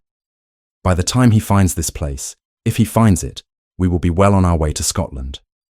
I have fresh horses arranged at intervals, contacts who will provide shelter, and a route planned to avoid main roads entirely. You see, Miss Morland, I have been preparing for this contingency since the Duke first interfered with my property rights." "I am not property," Catherine said, fury overriding fear. "I am a human being, and what you are doing is illegal." Crow laughed, a sound devoid of warmth. Illegal! My dear, I have witnessed far worse crimes committed by men of far higher rank without consequence. Your precious Duke may believe the law protects you, but the law is merely another tool of the powerful. And I, whatever my current financial difficulties, still possess connections and resources sufficient to ensure you become my wife. He circled her chair, studying her, as one might examine a horse for purchase. You're spirited. I'll grant you that. The marks on my man's face will take time to heal, but I've broken spirited women before. My first wife thought herself untouchable as the daughter of an earl. She learned otherwise, as will you. Catherine forced herself to remain calm, to think rather than simply react in terror. If you harm me before we reach Scotland, I cannot sign any marriage documents. Whatever you have planned requires my cooperation, at least until the ceremony is complete. Clever, Crow acknowledged. Yes, I need you unmarked and capable of speaking vows, however reluctantly. After we are wed, of course, a husband has considerable latitude in disciplining his wife. But until then, you will remain intact. His smile held no reassurance. Though intact does not mean comfortable. You will spend the night here, bound to that chair. My men will guard the door. In the morning, we resume our journey north. Julian will find me, Catherine said with more confidence than she felt. He will not rest until I am safe. Julian, Crow repeated mockingly. How intimate. Has the Duke been taking liberties with his guest, I wonder? Perhaps I should be grateful. A woman already broken in is more useful than a complete innocent. He saw Catherine's expression and laughed again. No? Still virginal, then. How delightfully old-fashioned. I shall enjoy remedying that situation once we are properly wed. He departed then, leaving Catherine alone in the dark, with her racing thoughts and mounting terror. She tested the ropes binding her wrists to the chair, but whoever had tied them knew their craft. The knots held firm, tight enough to restrict blood flow, but not so tight as to cause immediate damage. She would have no opportunity to escape through brute force. Instead, Catherine forced herself to observe her surroundings, to catalogue anything that might provide advantage. The chair was old but sturdy. The rope securing her was hemp, perhaps 3/4 of an inch thick. The door had no lock, merely a latch. 2 guards stood outside based on the voices she could hear. Night was falling, visible through gaps in the walls where mortar had crumbled away with age. At Northmere, Julian would have been alerted by now. Will Turner and Mrs. Fairwick would have made their way back to the house, bloody and shaken, but alive to tell what had happened. Julian would be organising a search, calling upon every resource at his command. But Crow had chosen his hiding place well. Even with dozens of men searching, finding one remote cottage in the vast Yorkshire countryside before morning would require exceptional luck. Catherine closed her eyes, forcing back tears that would accomplish nothing. She had survived Edmund's brutality. She had survived fleeing into a killing snowstorm. She would survive this as well. And when Julian found her, she refused to think if, when he found her, they would ensure Crow faced the full weight of justice he had so long avoided. Until then, she had only her wits and her will to sustain her. It would have to be enough. Hours passed in darkness, broken only by moonlight through the gaps in the walls. Catherine dozed fitfully, unable to truly sleep in her uncomfortable position. She woke fully to the sound of voices outside, not the rough tones of Crow's hired men, but something else. Something that made her heart leap with desperate hope. A shout. The sound of a scuffle. Then the door burst open, and Julian stood framed in the entrance, his hair dishevelled, his coat torn, his grey eyes blazing with a fury Catherine had never seen in him before. Behind him, she could see Will Turner and what appeared to be half the men of Northmere, armed with farm implements and grim determination.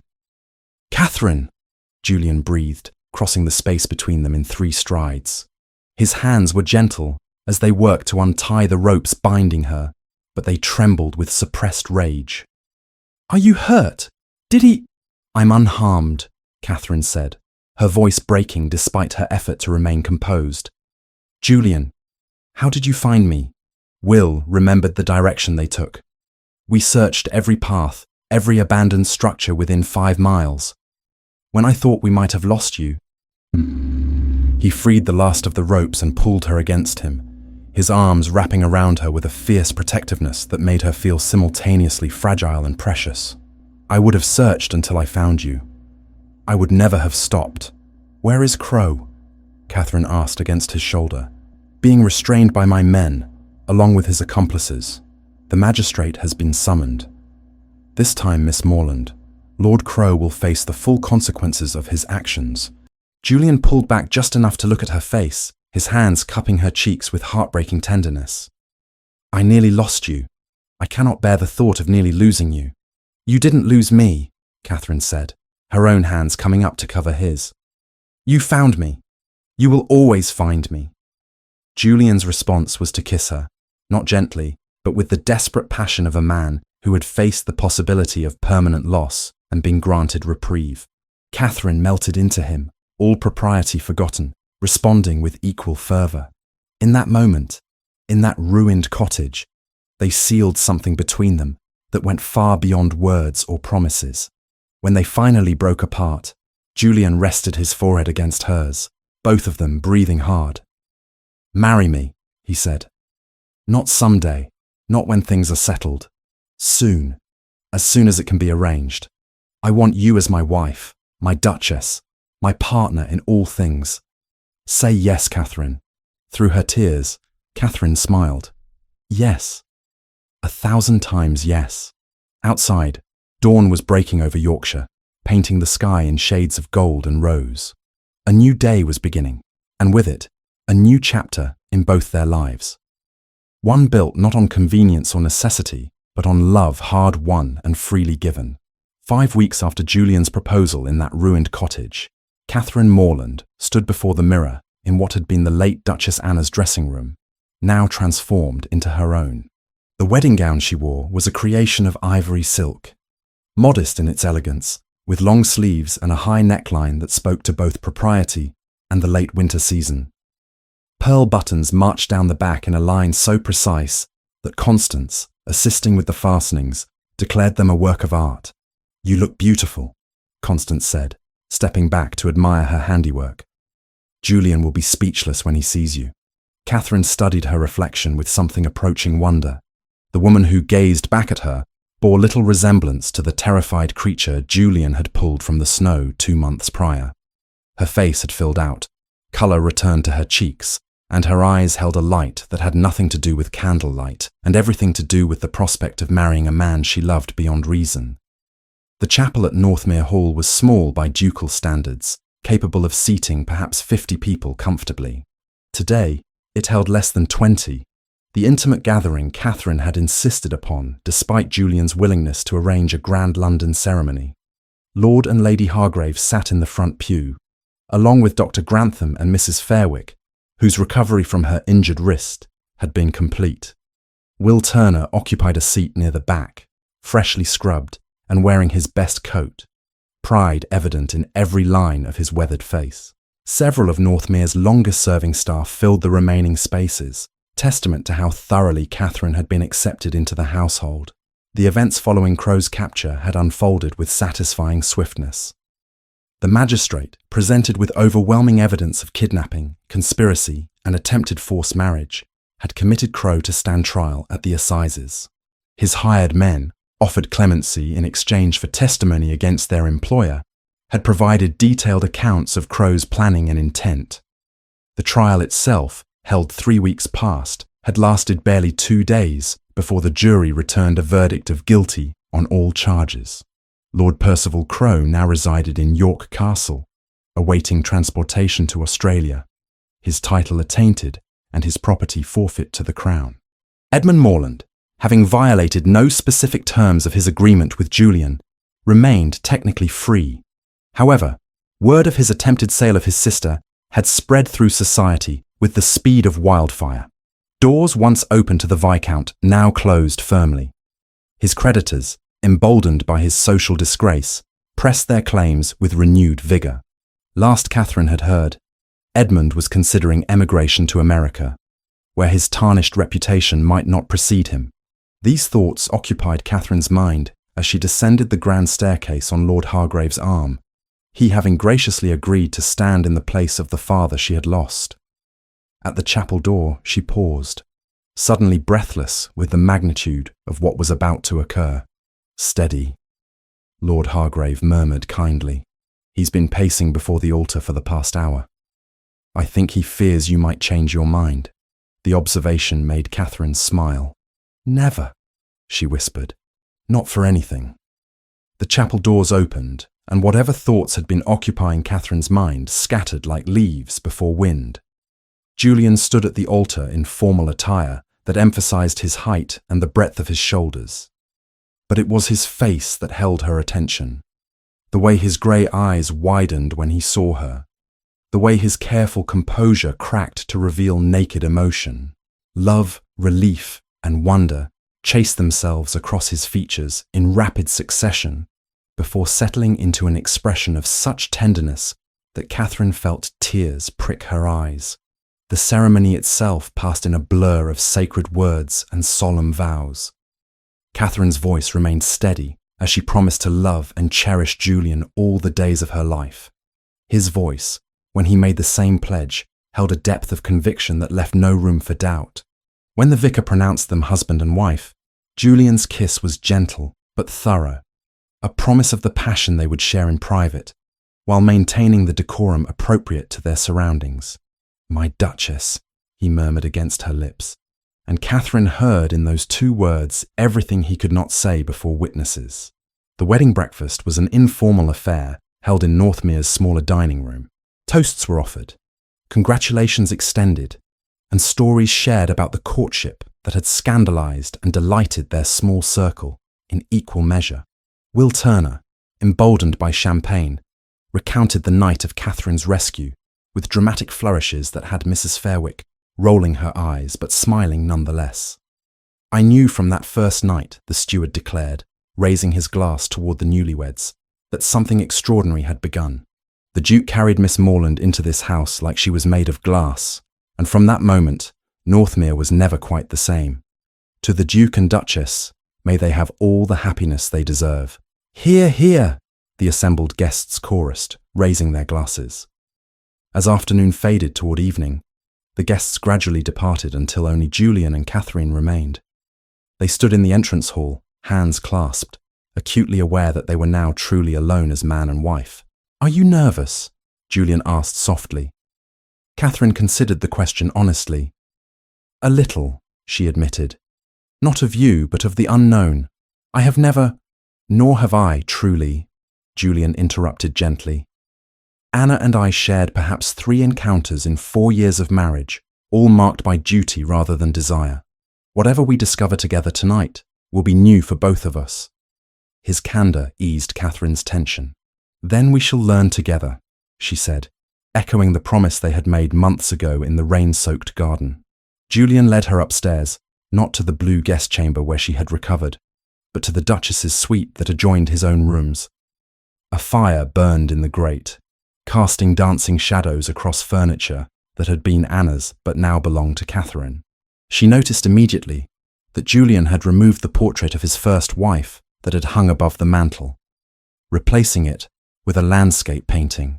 The gesture, small but significant, spoke to his determination that their marriage would not be haunted by ghosts. "I wanted you to have space that was yours," he said, following her gaze. "Anna's things have been carefully stored. If you wish to use any of them, they are available. If you prefer to start fresh, we can arrange that as well."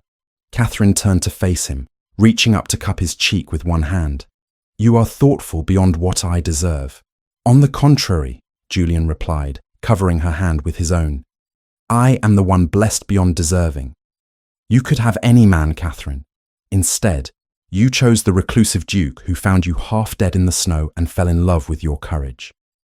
And I fell in love with the man who saw me as more than my circumstances," Catherine said, "who valued my mind, who listened to my fears, who risked everything to keep me safe."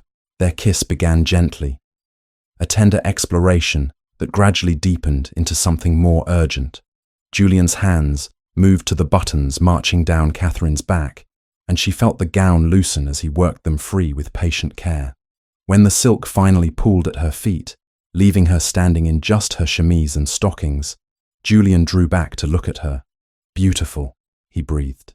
"Catherine, you are so beautiful." Catherine, emboldened by the desire evident in his gaze, reached for the buttons of his waistcoat. "Your turn," she said, surprising herself with the playfulness in her tone. What followed was a revelation of tenderness and passion, fumbling moments balanced by discoveries that left them both breathless. Julian proved to be an attentive husband, concerned always with Catherine's comfort and pleasure. When she tensed at the inevitable moment of pain, he stilled, murmuring reassurances until she relaxed enough for them to continue. The discomfort faded quickly, replaced by sensations Catherine had never imagined, building to a crescendo that left her clinging to Julian's shoulders and crying out his name. Afterward, they lay tangled together beneath the bed covers, Catherine's head resting on Julian's chest as his hand stroked lazy patterns along her spine. "Are you well?" he asked, the concern in his voice touching her deeply. "I am better than well," Catherine replied honestly. "I am happy, Julian. Truly, deeply happy." "As am I," he said, pressing a kiss to the top of her head. "I thought after Anna's death that I would never feel this way again. But you have proven that the heart, when given proper care, can heal and grow beyond what seemed possible." They talked long into the night, sharing hopes for their future, discussing plans for the estate, and occasionally falling into passionate kisses that led to further explorations of their new intimacy. When sleep finally claimed them, they remained entwined, two souls who had found in each other not just love, but the peace that comes from being fully known and fully accepted. 8 months later, as autumn painted the Yorkshire countryside in shades of gold and crimson, Catherine stood in the newly completed women's shelter that occupied a renovated cottage on the edge of Northmere's lands. 3 women currently resided there, each escaping circumstances similar to Catherine's own ordeal. She had used a portion of her recovered inheritance to establish the refuge, working alongside Dr. Grantham to provide both medical care and legal assistance to women fleeing abusive situations. "The Duchess of Northmere is here," whispered one of the residents to another, awe evident in her voice. Catherine smiled, turning to address the women gathered in the small common room. "Please call me Catherine. We are all sisters here, united by our survival and our determination to build better lives." That evening, she returned to Northmere Hall to find Julian waiting in the entrance, a smile breaking across his face when he saw her. "How was your day?" he asked, drawing her into his arms. "Productive," Catherine replied, melting into his embrace. "Mrs. Thornby has secured employment at the Hargraves estate. She begins next week." "Excellent news," Julian said. Then, more hesitantly, "I received a letter today. From Edmund." Catherine stiffened slightly. "What did it say?" "He's sailing for New York next month. He wrote to not apologize precisely, but to acknowledge that his treatment of you was unconscionable. He claims America will offer him a fresh start. I hope he finds what he seeks," Catherine said after a moment. "Though I cannot bring myself to wish him well." "Nor should you," Julian agreed. "Forgiveness, when it comes, should be on your terms and your timeline." They stood together in comfortable silence, watching through the tall windows as twilight settled over the estate. Catherine's hand moved unconsciously to rest on her abdomen, where new life had just begun to make itself known. She had not yet told Julian about the baby, wanting to be certain before raising hopes that had been so painfully dashed in his first marriage. But soon, perhaps tonight, she would share the news that would transform them from husband and wife into father and mother. "I love you," Julian said suddenly, as though the words had been building pressure and could no longer be contained. "Every day, I love you more." "And I love you," Catherine replied, rising on her toes to kiss him softly. "More than I ever imagined possible." As darkness fell over Northmere Hall, lights blazed from every window, a beacon of warmth and safety in the vast Yorkshire landscape. Within its walls, 2 people who had known loss and pain had found healing and love. And in the months and years to come, they would build a life together, marked not by the tragedies of their pasts, but by the choices they made each day to choose compassion, courage, and each other. The The snow that had nearly claimed Catherine's life had melted away with the coming of spring. In its place grew something far more precious, a love built on mutual respect, shared values, and the unshakable certainty that they were stronger together than either could ever be alone. And that, Catherine thought as Julian led her toward the stairs and the private sanctuary of their chambers, was worth more than all the titles and fortunes in England.